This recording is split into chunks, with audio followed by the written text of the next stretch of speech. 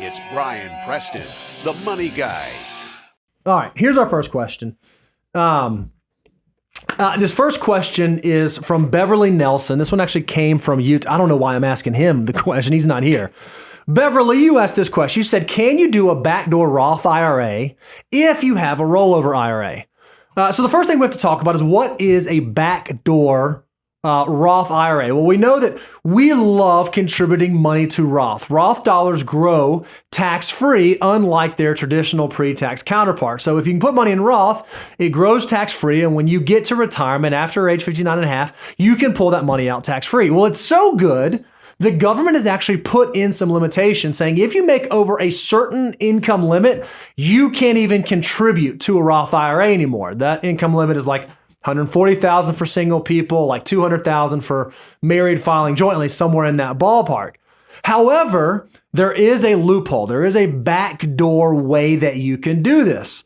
If you have the right account structure, which I'll talk about, you can actually contribute this year. It's $6,000 for those under 50, $7,000 for those over 50 to a non-deductible traditional IRA. That means you put $6,000 into a traditional IRA, but you do not take the tax deduction for it. You do not take a deduction on your tax form. Those are all after-tax dollars.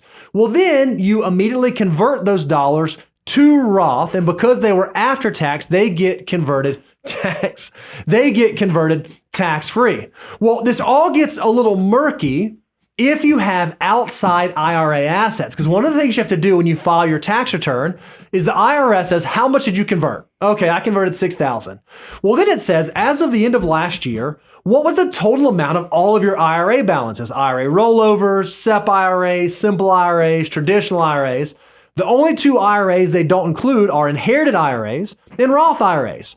Well, if you have balances in those accounts, the IRS is going to make you do a pro rata calculation to determine what portion of your conversion is tax-free. So, real easy example, you got $100,000 in total IRA balances, but then you did a $6,000 IRA conversion, only 6% of that total conversion amount would be tax-free.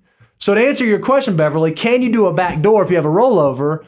The answer is yes, but it will be taxable. So one of the things you might want to think through is, are there some solutions? Are there some scenarios? Are there some ways where perhaps I could not have an IRA balance? Maybe I have a 401k that has really good low-cost investment options, or maybe it has a self-directed brokerage option, and I could potentially roll my rollover IRA or my SEP IRA or my simple IRA into my 401k, therefore zeroing out my IRA balance, thus making my backdoor Roth conversions completely tax-free. So yes, you can do it, but if you want it to be tax-free, there are a few different things you have to run through. We actually have a great flow chart that we've done on a number of our shows. You can go search our archives at moneyguy.com for Roth IRA conversion. You can go find all the shows that we've done